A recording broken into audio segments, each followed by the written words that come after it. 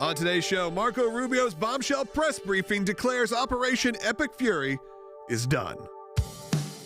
Keeping you informed and engaged, now more than ever. This is Sekulow. We want to hear from you. Share and post your comments or call 1-800-684-3110. And now your host, Logan Sekulow. Welcome to Sekulow. This is Logan Sekulow, Jordan Sekulow in studio as well. We've got a packed show for you today. We are leading with the news and Marco Rubio. He took over, the press briefing yesterday. You keep making the joke that Marco Rubio takes over every job, and he's leaning into it. Certainly going out there now, hosting the press briefing. Had a lot of fun with it, but also made some pretty big remarks in terms of where we are with the war in Iran. And President Trump responded to those this morning. So again, doubling down a little bit of where we are in terms of the current situation in Iran. And one of the big statements was, and I quote, we'll play it, "The operation is over," and referring to Epic Fury. Now, of course, that could mean a drawdown situation. There's reports obviously coming out that we are getting closer and closer. Even Axios put out a report. Fox News is covering it right now. It does feel like maybe closer than ever that we are headed towards a wrap-up of this. Let's actually hear, to kick this conversation off, let's hear from Marco Rubio. Again, this was just yesterday discussing this bite too. Operation is over. Epic Fury, as the president notified Congress, we're done with that stage of it. Okay, we're now on to this project of freedom. As far as a negotiation is concerned, I think the president's been clear that part of the negotiation process has to be not just the enrichment, but what happens to this material that's buried deep somewhere that they still have access to if they ever wanted to dig it out. That has to be addressed, and that's being addressed in the negotiation. I'm not going to go further on what progress has been made on that topic because I don't want to endanger the negotiations, but suffice it to say that the president and this entire team is aware of the centrality of that question. And, of course, there's a lot more from that. We'll break that down. And, Jordan, President Trump did respond as well. He did. He said that assuming that Iran agrees to give what has been agreed to, and we'll walk through that when we come back. That is an interesting statement, just saying yes. Agrees to what has been agreed to. And this is wise because this is a 14-point plan to end the war that gives a 30-day time period to finalize a full agreement. So this is an agreement to finalize an agreement. But during that, you would have an end of a cease to hostilities for at least those 30 days, or until one side breached in the other's mind. Usually, that would be us saying that they've done something they were not supposed to do. I think we also learned that last time you have to be so specific with Iran because they will continue other military operations and say, well, you didn't say we couldn't hit at this. You didn't say Hezbollah couldn't fire at this U.S. base or Israel or that or this. So I would expect that, but you could see that Marco Rubio doesn't want to get into more of the details than we'll go through. Well, because the post goes on, and the post goes on from President Trump. It doesn't end with the agreement. It ends with a typical President Trump kind of statement. No, he says, listen, if the blockade of the Strait of Hormuz is not open to all, which means Iran also, he does say that. So it's not like we'll still be trying to blockade Iran, but they stop having both them and their proxies fire on commercial vessels. If they don't agree, the bombing starts, and it will be sadly at a much higher level and intensity than it was before. So this is still a moment where we have not yet gotten a 100% that they've agreed to the 14-point plan to end the war that would lead to the 30-day negotiation to finalize a plan on things like nuclear materials, I would imagine, the Strait of Hormuz. What does Iran need to do with those nuclear materials? Is it we give them to you if you actually want nuclear energy and the medical research and things like that, but you can't be enriching your own, which is, they've never created a nuclear power plant. They've never done medical research. All they've done is high-level enrichment. Right. And what does that mean? Mountains. Of course, we know what that means. Phone lines are open for you. What do you think? Do you think this is a good messaging? And we're having a lot of statements from Marco Rubio. And look, you want to start thinking about it. We are about a year away from when you're going to have a real beginning of an election season. Only probably about 12 months before you start seeing it for presidential runs. And Marco Rubio is certainly one of those voices that people have discussed. What does this look like? Do you like the way he's coming out here making these statements? He also took some humor in it, of course, discussed the fact that he was DJing over the weekend. We'll get that and more coming up. We also have former Turner executive, current head of RAF on Fox Nation, Eric Bischoff, joining us about the passing of Ted Turner. We're going to discuss that a little bit later. We'll be right back. The U.S. and Iran are reportedly closing in on a deal to end the war as President Trump pauses Project Freedom. Secretary of State Marco Rubio described what the Trump administration prefers. Operation Epic Fury is concluded. We achieved the objectives of that operation. I'm not going to, we're not cheering for an additional situation to occur. We would prefer the path of peace. What the president would prefer is a deal. The president saying on Truth Social, assuming Iran agrees to give what has been agreed to, which is perhaps a big assumption, the already legendary Epic Fury will be at an end, and the highly effective blockade will allow the Hormuz Strait to be open to all, including Iran. If they don't agree, the bombing starts, and it will be, sadly, at a much higher level and intensity than it was before. The most important of which is Iran can never have a nuclear weapon, and more than that, it can't have the capability to enrich uranium to put them on the threshold of becoming a nuclear state. It was first reported out by Axios this morning, and some of the details they have are a 14-point plan that would include a moratorium, basically a pause on Iran enriching uranium, which is what they would use to develop a nuclear weapon for a period of years. Within the reporting that we're reviewing this morning is a 30-day window to reach that broader understanding. Now, the White House has not commented on this report, but this could be one of the reasons why the president is pulling back, at least on Project Freedom right now, again, to allow the Iranians to come to the negotiating table and reach this deal. The president is absolutely correct in the strategy. They can never, ever have a nuclear weapon. We have to assure that at the end of this negotiations, if they're successful. I think we're at a crossroads where the Iranians have to decide whether they're going to give up their enriched uranium, whether they're going to stop trying to block the strait, and move forward and hopefully have prosperity for the people of Iran.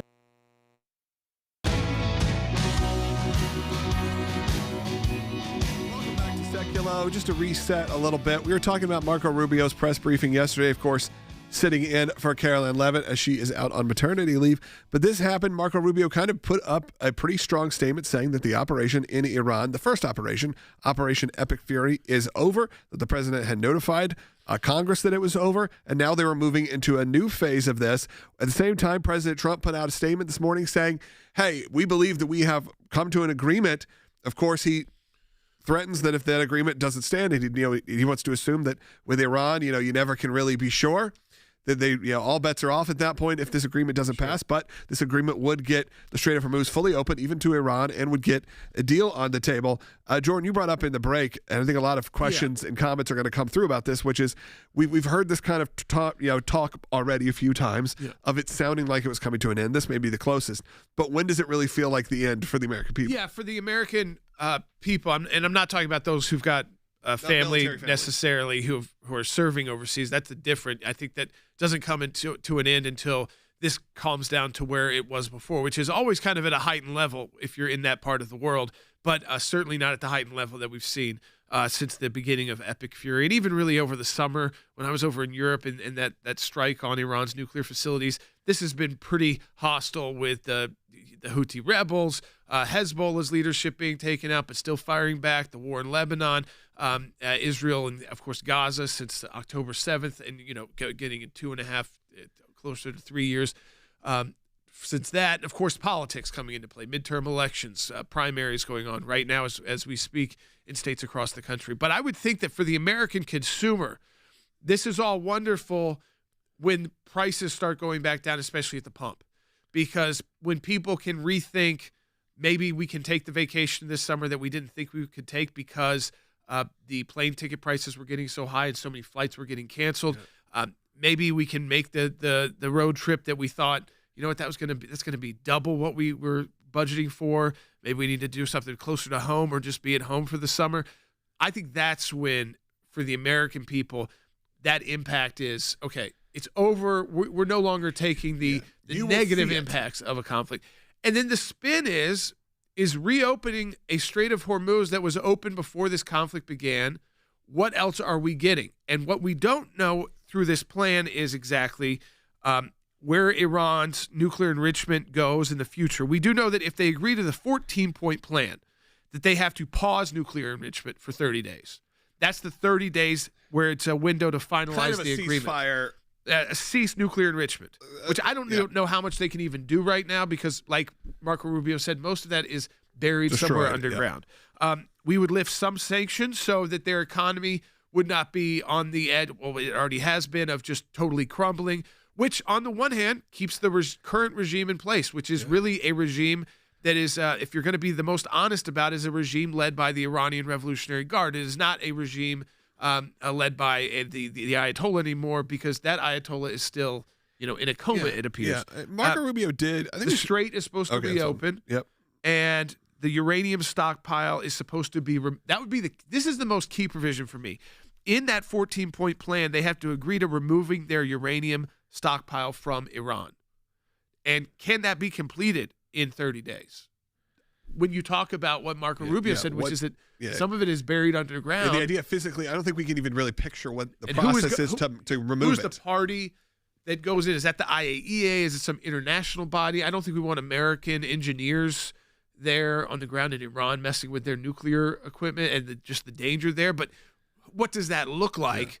And then again, I think that what would help is putting some names to, not that everybody's going to remember these the Farsi names, but who are we negotiating with? Like, who in Iran can agree to this today? Yeah, because President Trump has even questioned that. And that means that the IRGC is not going to be firing at our ships, the moment we think that this is signed. Because just remember, maybe a week ago, President Trump said, I'm not going to negotiate because I don't even know who I'm negotiating with. 19-hour flights to Pakistan. Yeah, and I'm certainly not going to do it. Well, then what has changed in the last week, and who are we actually talking to? I think Jordan's right. That would be a very interesting move to let the American people in on some more information of what it actually looks like in the current IRGC. I do think we should hear. There's got to be someone there. Yeah, I think if you're not dealing with them, you're not dealing with reality, because the regular military in Iran and the regular political leadership in Iran, knowing that the current Ayatollah, it appears they haven't really pushed back on it all, is in a medical coma. Yeah, something like that. At least not able to do this. Not able to lead,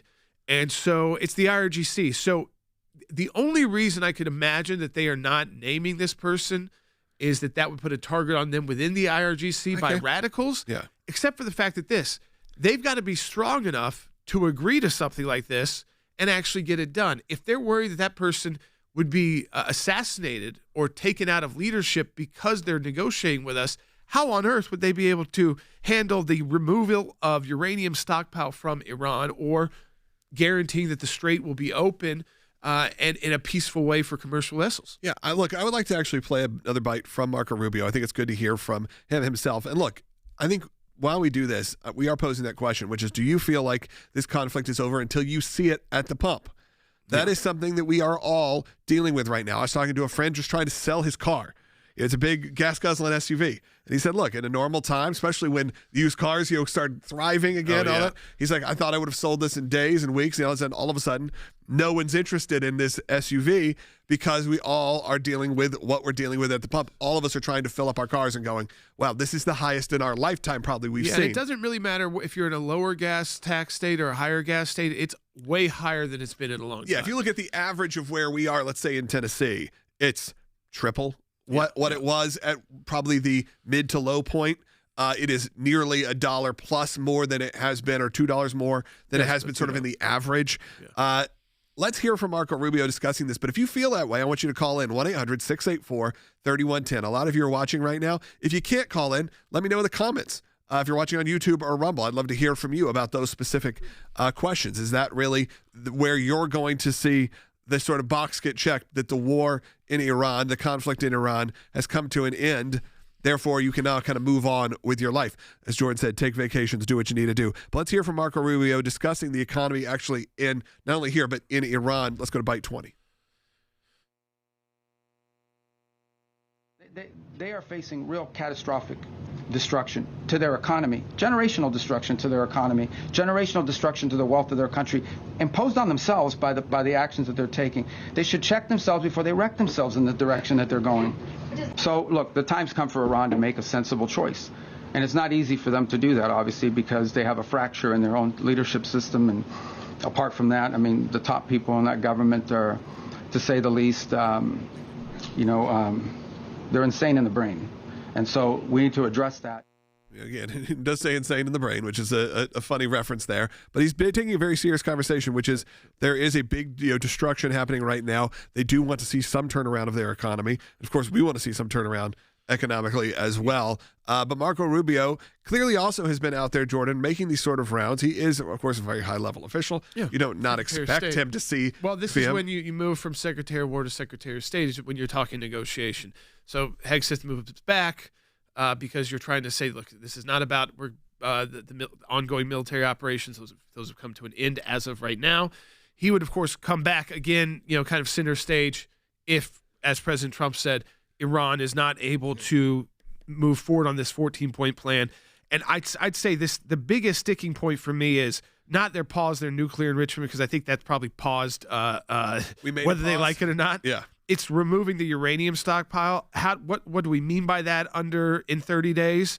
And then, of course, again, like you said, Logan, at some point, we have to know as the American people. I mean, yes, gas prices start coming down. That'd be the Strait of Hormuz reopening to commercial vessels, making it safe once again for that to travel. Even though most of our oil and gas doesn't come through there, it affects the world economy. Only about 20% of ours does, but it all comes into play. Yeah. And it's making plane tickets a lot more expensive, and they're cutting flights, and people. You can already see it. It starts affecting the whole economy. People with rental properties, road trips that you decide, not this year. Yeah. You used to not be able to fly, so you drive. Now you can't drive.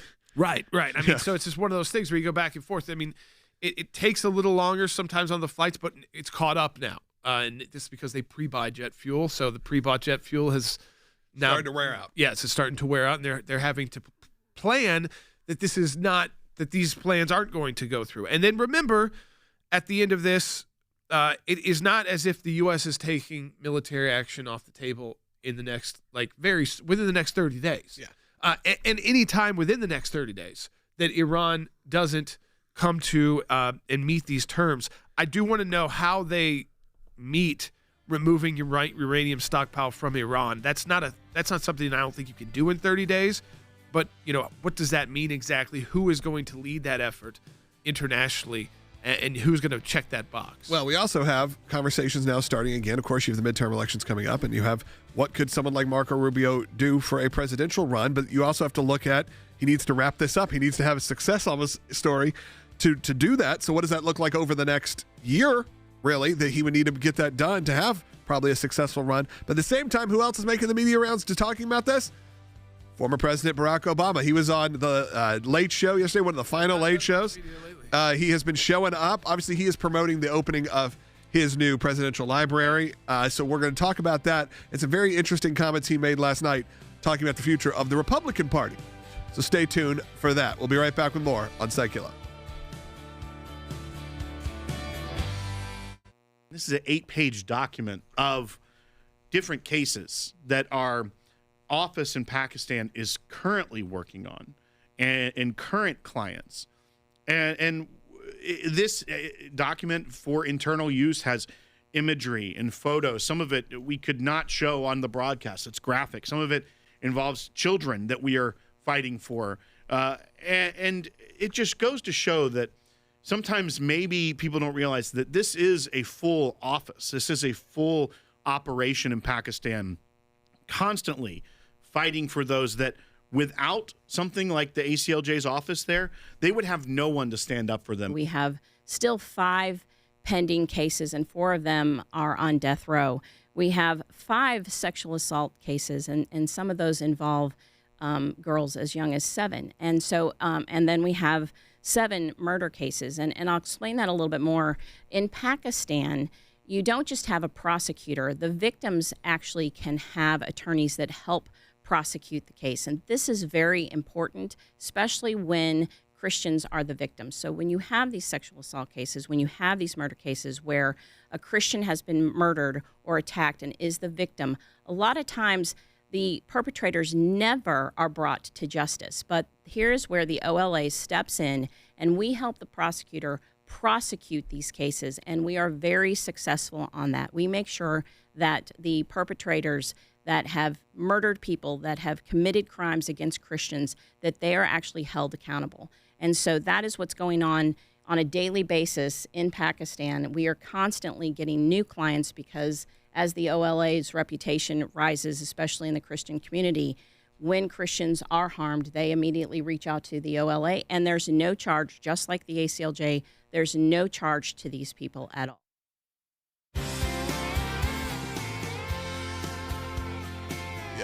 Welcome back to Sekulow. We are going to be taking your calls and comments about this at 1-800-684-3110. And as I teased, also, back half of the show, which some of you don't get on your local, if you're listening to terrestrial radio, you need to be finding us always on aclj.org, on YouTube, Rumble, however you get your podcasts. We're there live streaming each and every day, 12 to 1 p.m. Eastern time. And of course, archive later on. If you're listening to this, there's a second half that runs. And that show is going to be, that second half is going to be very interesting. Jeff Balaban is joining us, the head of ACLJ Jerusalem. He is back in Jerusalem, so we're going to discuss how things are looking actually from a standpoint in Israel right now. And then following that, we're going to have on former Turner executive, currently the chief media officer for Real American Freestyle, Eric Bischoff, who you may know from his time in the WCW and the WWE, but is currently has a show that runs on Fox Nation. But we do want to talk about the passing of Ted Turner, because whether you probably agree or disagree with him on his politics, had a gigantic impact, and probably there's at least an argument to be made that we wouldn't be doing this show, this kind of content, if it wasn't for people like him. So we're going to discuss that a little bit later in the second half.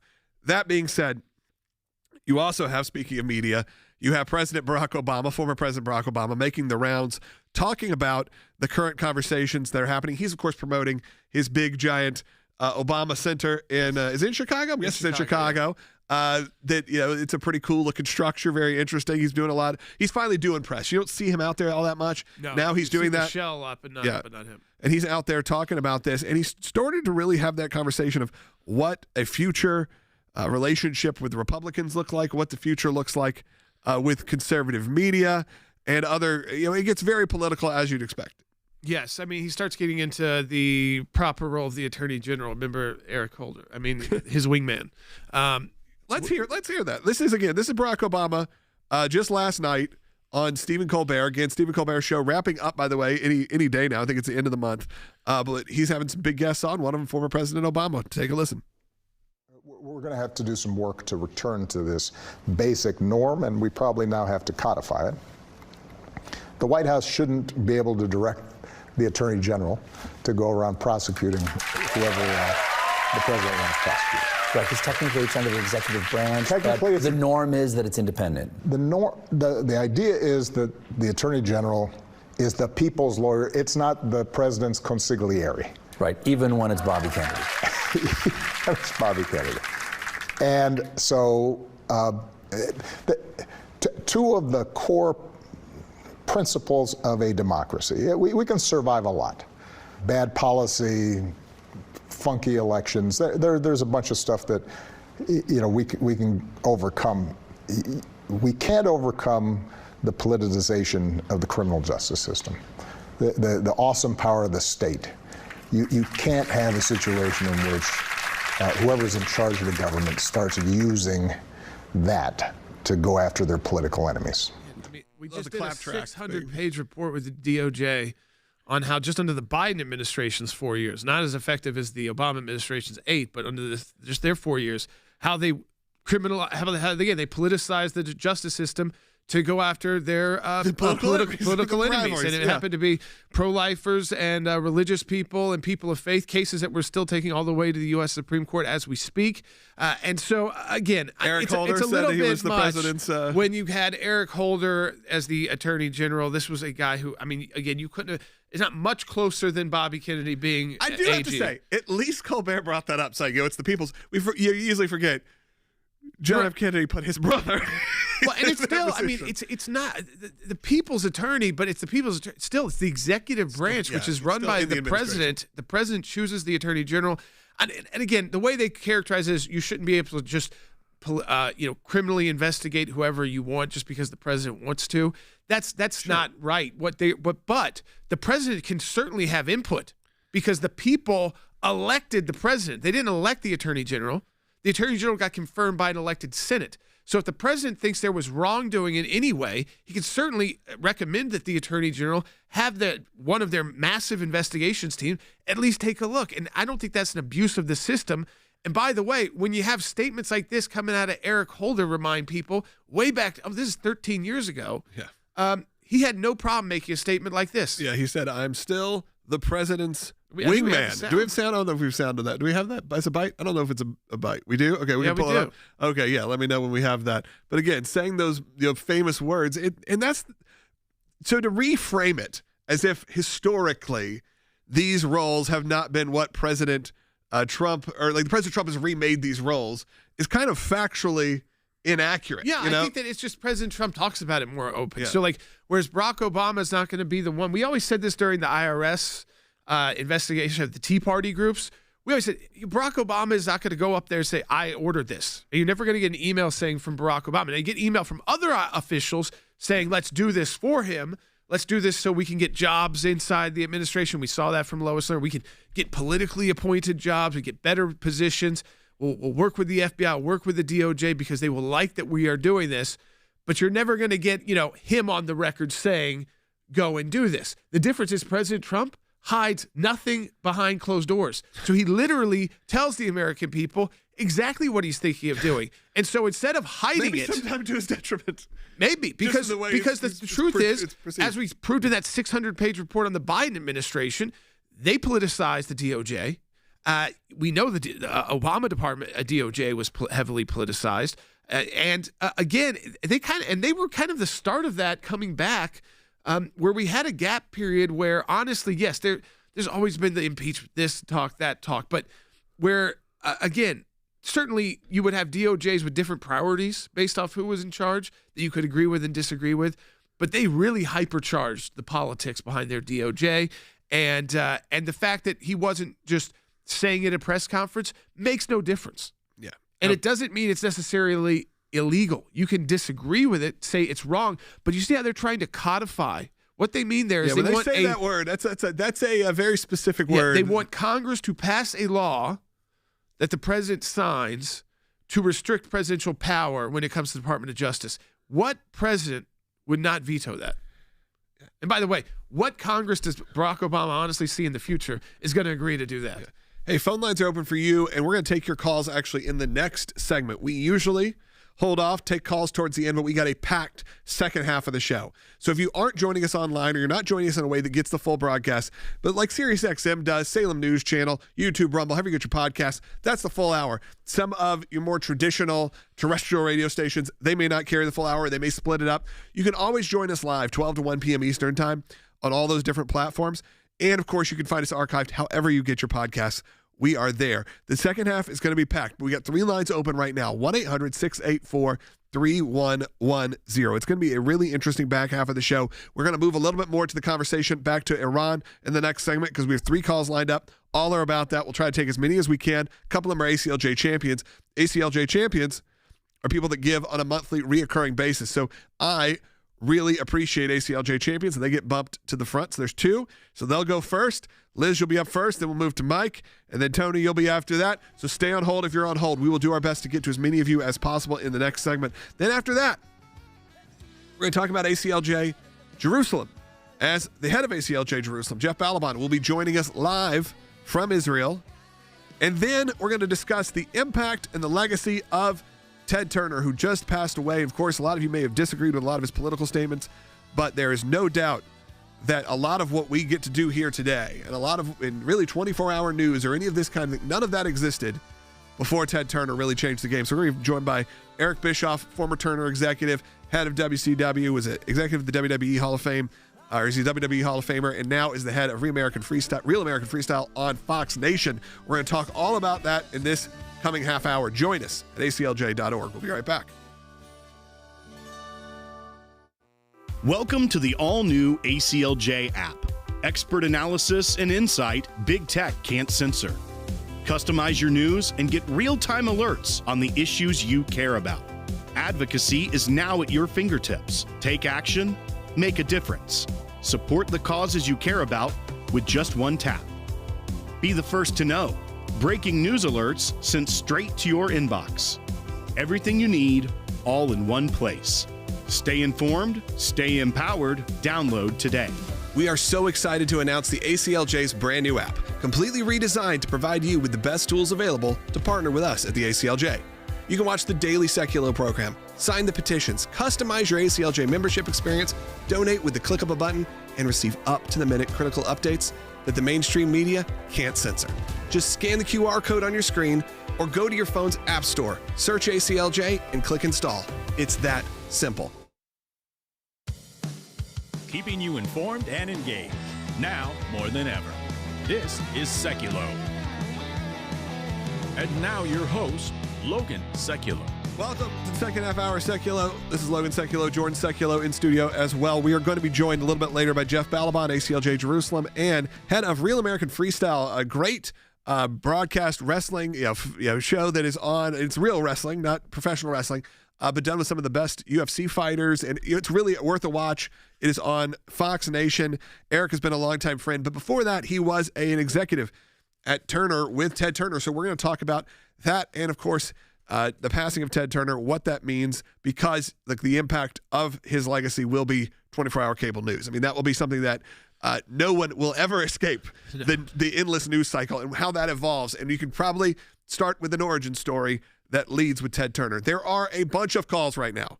So many of you are calling in, most about Iran and the situation that has unfolded with what looks to be, once again, possibly an end of the road for the war in Iran, according to Marco Rubio, President Trump. But what does that really mean? We've been discussing that.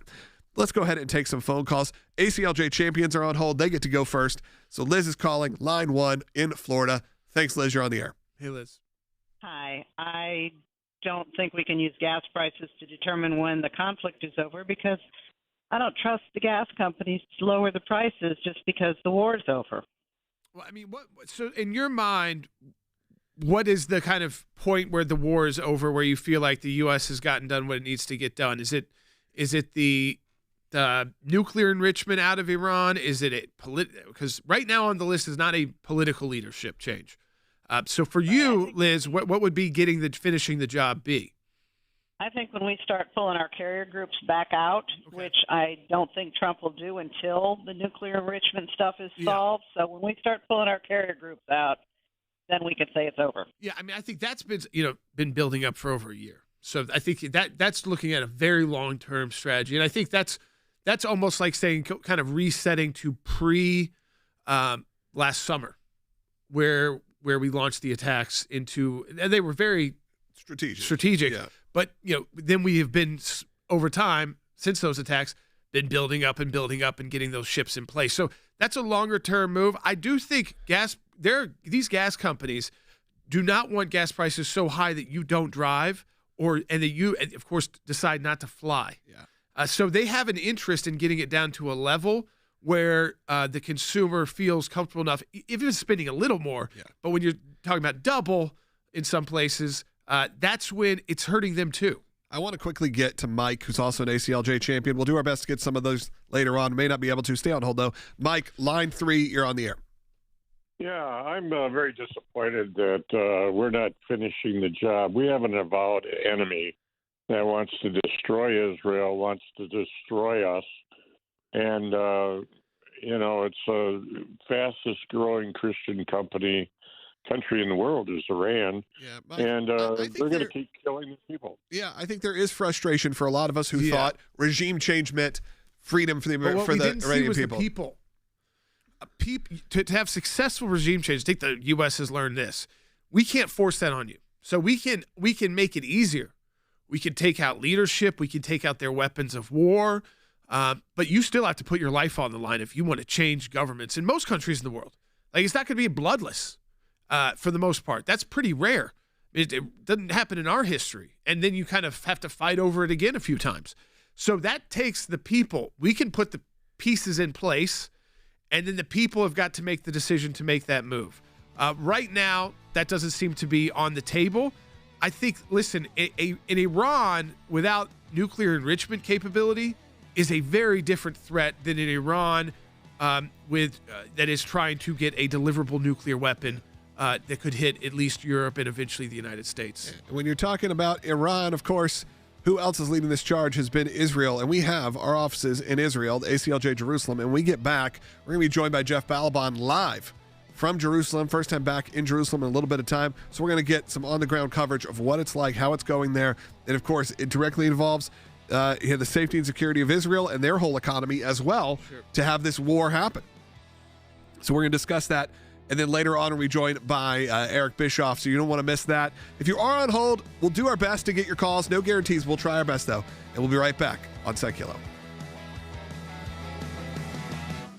The U.S. and Iran are reportedly closing in on a deal to end the war as President Trump pauses Project Freedom. Secretary of State Marco Rubio described what the Trump administration prefers. Operation Epic Fury is concluded. We achieved the objectives of that operation. I'm not going to, we're not cheering for an additional situation to occur. We would prefer the path of peace.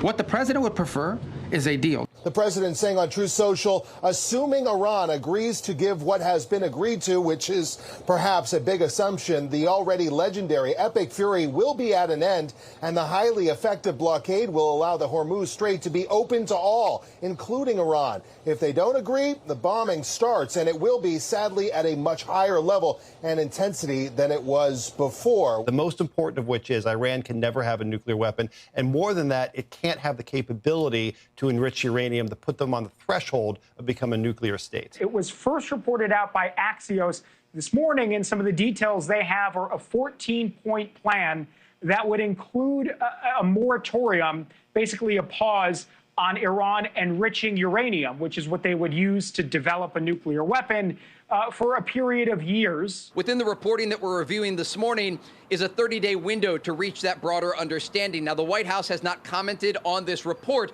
but this could be one of the reasons why the president is pulling back, at least on Project Freedom right now, again, to allow the Iranians to come to the negotiating table and reach this deal. The president is absolutely correct in the strategy. They can never, ever have a nuclear weapon. We have to assure that at the end of this negotiations, if they're successful. I think we're at a crossroads where the Iranians have to decide whether they're going to give up their enriched uranium, whether they're going to stop trying to block the strait, and move forward and hopefully have prosperity for the people of Iran.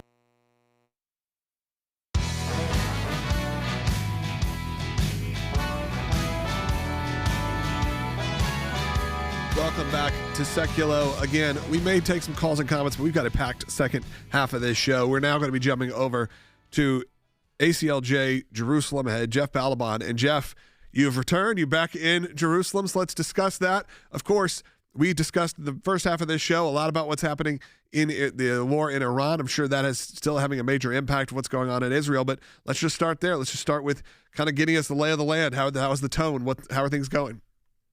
Sure. So just to paint a little color, see what it's like here.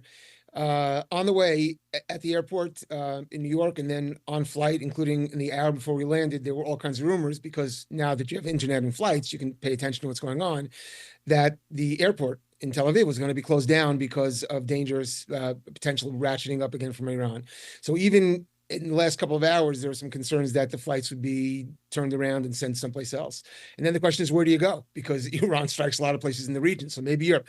But, we landed, it was fine. And in terms of the overall picture of what's happening, I'd say that the one interesting discussion that I've had since I've been here about what's happening now, this breather, this hold off, whatever it is that there's tremendous, Israel has tremendous intelligence on the people in Iran and has for many years because they are a proximate existential threat. And so the targeting of the leadership has been such that the ones who are left behind are the ones that Israel at least hopes. I mean, obviously the greater hope would have been for there to be a regime change. But in the meantime, at least hopes that these are not as Mark Rubio would say is insane in the brain, perhaps, and that you can have some dealings with them, at least in the short term, to figure out some kind of a way forward. Not that there's a huge belief that it's a long-term strategy, but at least for now, that's the hope, that they left a cadre of people specifically that can be dealt with to try and work things out right now. Yeah, I mean, Jeff, we still don't exactly know who those individuals are. It hasn't been clear. I think the president's talked about that. He's not going to keep sitting over J.D. Vance and Marco Rubio on 19-hour flights to Pakistan to sit down with people who don't have the ability to agree to anything or even these interim deals. I mean, I think, again, to get to this 14-point plan and kind of 30-day ceasefire, opening of the strait, lifting of some temporary relief of sanctions, is this full removal of Iran's uranium stockpile. I mean, if you were going to look at the biggest possible potential victory out of this. If Iran feels like they have to agree to this, that is a big win for not just the United States, but for Israel and the region, because it would imagine that even Iran's hardliners who may be still in charge there with the IRGC realize that they cannot withstand a continued U.S. action. I mean, to me, that's the kind of sticking point I'm most interested in, to seeing whether they agree on this. Look, Jordan, you're making some very interesting points. And what's also arisen, and it's important to look back over the last couple of months, what's arisen has been extraordinary in that for the first time, and this is entirely thanks to Donald Trump's presidency in the first instance, that the UAE being attacked by, a Muslim Arab country being attacked by a Muslim Persian country, calls in Israel, and Israel sends over troops and technology and weapons to help them fight. This is extraordinary. We're not just talking about peaceful trade. We're talking about actual real-time war defenses among countries that, until Donald Trump came around, wouldn't even talk to each other, or they wouldn't talk to Israel. And now they're relying on Israel to help them. So the truth is, there is still tremendous room for hope here. Iran still is the sort of the destroyer of the region. And I personally believe that we do need to see some kind of regime change for this to be safe, but nobody can make that happen. It has to be the Iranian people. All that can happen is that the allies of the Iranian people can set up the circumstances as well as possible. Yeah, as far as getting, but doing everything else. These new allies. I mean, I think that's important. As you said, Jeff, it's one thing to do business with each other. That was the Abraham Accords. It is another step to when you start working with each other on military defenses, sharing technology, sharing Iron Dome technology, and because it unifies your countries that much more when you are standing side by side fighting an enemy. So one thing that's come out of this certainly is that you have a much stronger allegiance of allies, that it's not the U.S. just having to cobble together, because we have the allegiances independently with those Gulf states, with Israel on its own now being able to work so directly, that Iran surrounding Iran, certainly now you've got a region of allies who, working together and coming together, have the resources to really be a check on Iran. I mean, they may not individually be even close to the size of Iran, but when you put their economies and where their militaries are technologically, certainly they can be a huge, not just buffer anymore, but a real threat to Iran. Well, that's right. And people are looking at the negatives that, of course, happen in any war.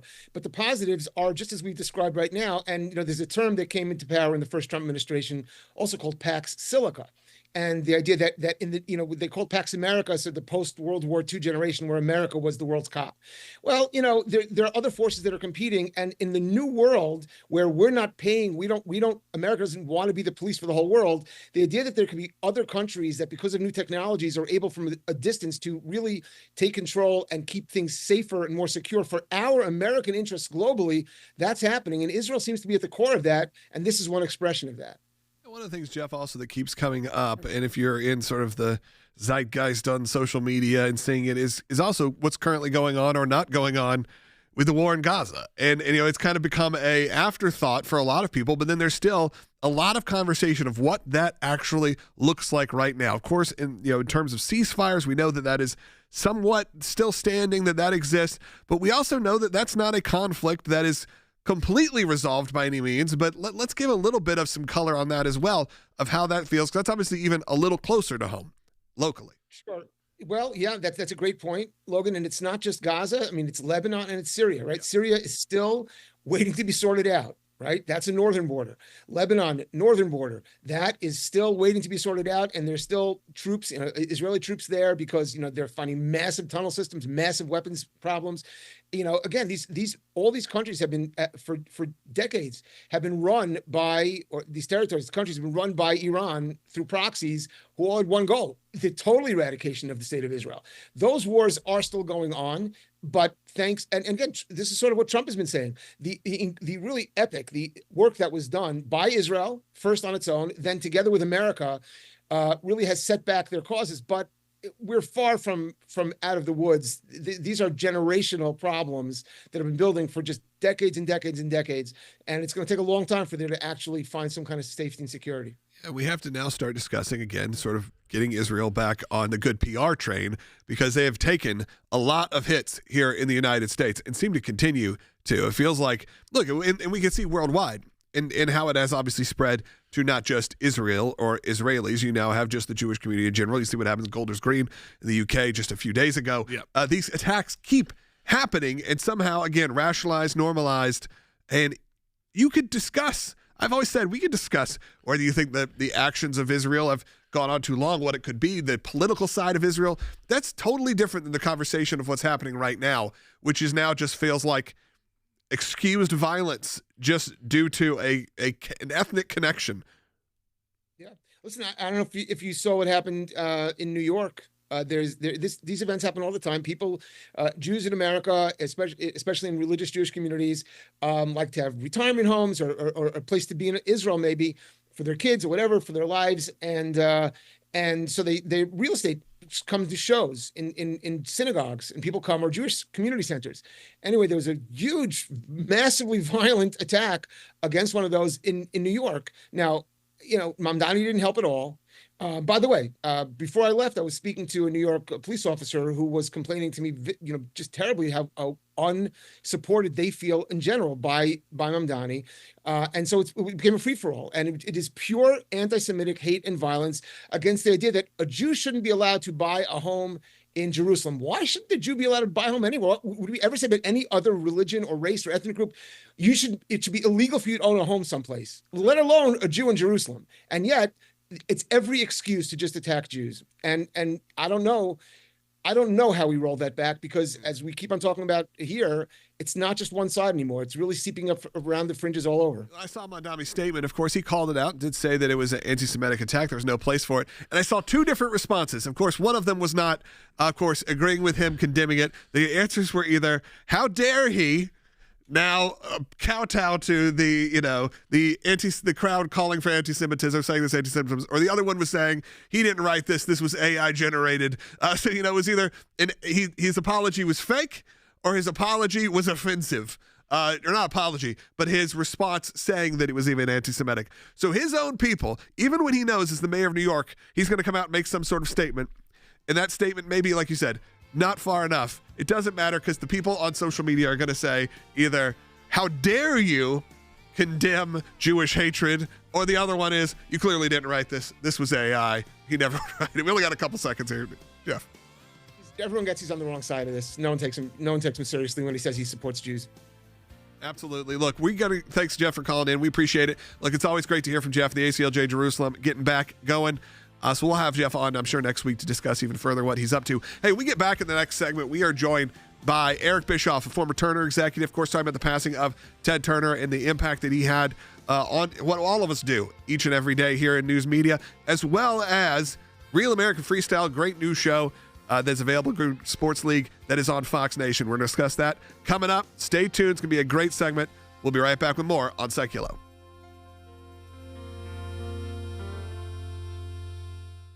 You had a situation where, that suspected shooter who, ran through the hotel, ended up canceling the White House Correspondents' Dinner, shot Secret Service agent, allegedly, was arrested, has been held, and they've actually been holding him in pretty severe circumstances. They've been keeping him at essentially a suicide watch scenario. This is due to the fact that he had written what could have at least been portrayed as a letter inferring that he would probably not make it through. So this is someone who they were concerned about. The judge was very upset with the conditions they were keeping him in and had to issue an apology. Didn't have to, decided he was going to issue an apology to him. My apology should be to you, sir. Whatever you've been through, I apologize for the prior week. Even told the FBI after he was taken into custody, I didn't expect to survive that. So the inference from both the manifesto and what he told the government was, I did not expect to be alive right now. Now he's facing attempted assassination charges, many other charges against him. The government put him on what you said, suicide watch, in protective custody, in a restraint that would not allow him to do something drastic so that he could face the U.S. justice system. And you now have this judge that is issuing apologies, very troubled, is asking for all this, wants a hearing on this. And we're starting to see, as you said, even the drawing this in and making it political. That's the main by thing. Comparing it to saying, I didn't know of January 6th suspects that were held in the same condition. Those individuals were not attempting an assassination in that way.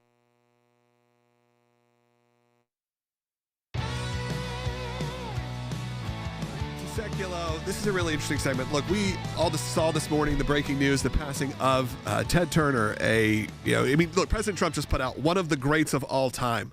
And I think that is something that we could all agree on, is at least, you may not have agreed with everything Ted Turner stood for politically, whatever it may be, but there is a very good chance we wouldn't be doing what we're doing today if it wasn't for some of his vision in the early days of CNN, of course, the early days of media in general. We're joined by Eric Bischoff, who's obviously a former Turner executive with WCW, of course, later on WWE Hall of Famer, and now Chief Media Officer at Real America Freestyle, which is on Fox Nation, RAF, which is just an absolute blast. We're going to get to that. But Eric, I wanted to start just with you, just to check in. Of course, this is a sad day for a lot of people in America, but really the impact, and you had the I guess the luck, if you will, or the ordination to be able to work directly with a very eccentric, interesting figure who really shaped the modern landscape of media. I mean, he really did. When you think about it, the change that Ted Turner brought to the media landscape, and he did it in such a outrageous way, and of course came across the name Captain Outrageous as a result. But that and many other things. But he saw things so far into the future beyond what most visionaries and entrepreneurs would see. The idea of a 24-hour global news platform at the time was absurd, and people thought he was out of his mind. The superstation strategy, just so many things. When Ted Turner went out and bought the MGM film library, everybody, all the business experts and financial experts in the country, thought he had lost his mind and was going to go, bankrupt as a result. And it turns out Ted knew early on what others learned is it's one thing to be a great distribution of content. It's another thing to create, own, and distribute your content. Ted was really a leader in that regard. And he was an entrepreneur's entrepreneur, man. It's just so fascinating to even have a glimpse into what working with Ted Turner was like. Yeah, and hearing those stories from you, Eric, is always so fascinating, and it gave you a different light. There was a great documentary they put out on him a few years ago. But Jordan and I grew up, in Atlanta, and really he changed the city and the state. Eric brought up like the superstation, so like TBS, the Atlanta Braves becoming America's team. I mean, which again it was a strategic move to put the Atlanta Braves on, kind of like how you'd see the Chicago Cubs with WGN, and kind of rival that. But at the same time, for me, someone who grew up and said, I want to go right into politics. If you hadn't had CNN, you weren't necessarily going to be making it to the 10 o'clock news at night every night, or had just local news. Yeah. Like I finally had a place to go as a kid. I could see what was going on in the world. And of course, one of those first things was the Gulf War. Was 24-hour coverage of the Gulf War in real time, not getting reports 24 hours later, but journalists who were on the ground. And people always saying, what the next move. I was just at a film festival last week for Turner Classic Movies because my father-in-law was a child actor in one of the movies that they play all the time. Because Turner Classic Movies now is owned by Warner Brothers, but Turner has bought all Eric of those. knows about that part. Bought all of those catalogs though, and it still goes under that name. I was just thinking about it as we were sitting here. There I am with on the red carpet for the Chinese theater, and we are under the Turner name. And it's still a network, and it was its fans who had paid, I think, $4,000 to $5,000 to attend this 3-day festival for movies that were being made from the 1950s all up until, like Father, the Bride, those kind of movies that run uninterrupted still on network, but also are streaming. Yeah. So you've got, I just think, again, buying those catalogs, things that we now see happening all the time. True visionary in all of that. But news, the news, for all of us, none of us would exist in these realms without CNN first starting and really just going 24 hours, putting people all around the world and making that investment, which was very expensive. And for Eric, like for even what you do in the world of podcasts, and we're going to get into RAF here in just a second. I mean, you can find sort of the nucleus there that it all kind of started early on with what became 24-hour news and all of us getting used to hearing people talk as entertainment.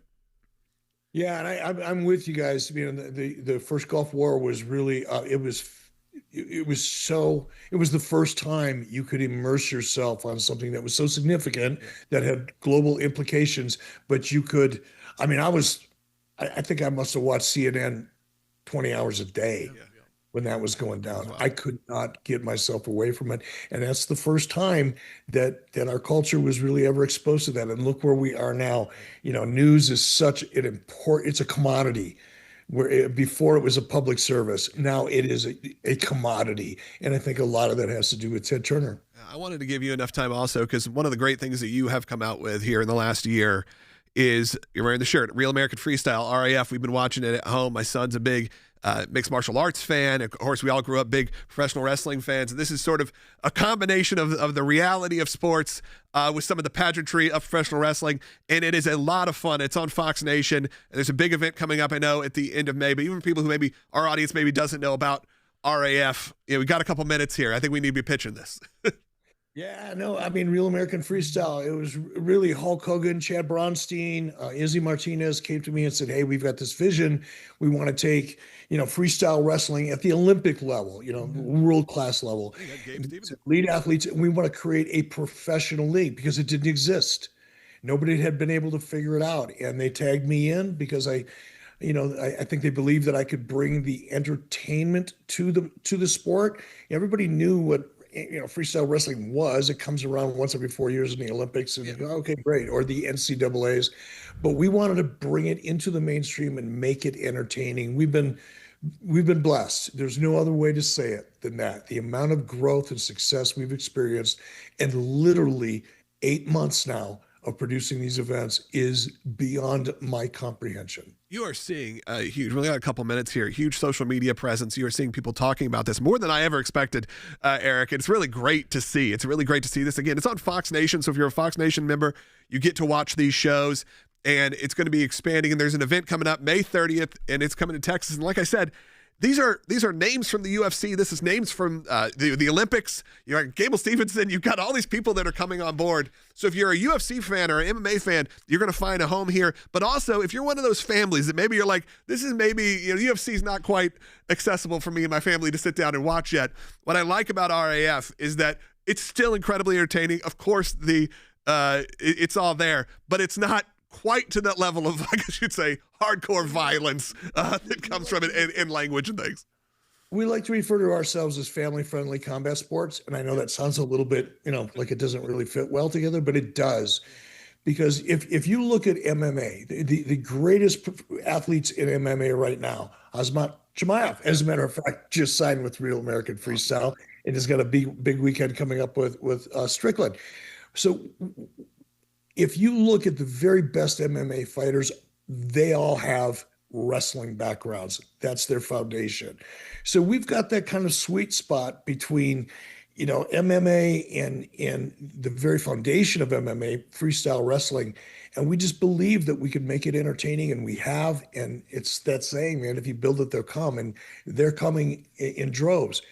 And it's such a great opportunity. It's really amazing. It's a blast. And look, Eric's been a longtime friend, so when you're watching RF, also you are enjoying great people that are behind this. So I couldn't be more excited to support what you guys are doing here. And again, thank you for coming on. I know that it's somewhat of a heavy day for all of us and for you specifically. But again, we are happy to have that discussion with you today. And again, if you ever need to come, and look, we're going to come out to an RAF event. I'm making it out there. We're going to make the trip, and hopefully you make one to Nashville. We'll be there, match side, I guess, if you will. But thank you so much, Eric, for joining us today. I really appreciate it. And with that, that's going to do it for today's show. We took you all around the world. I hope you enjoyed it. See you tomorrow.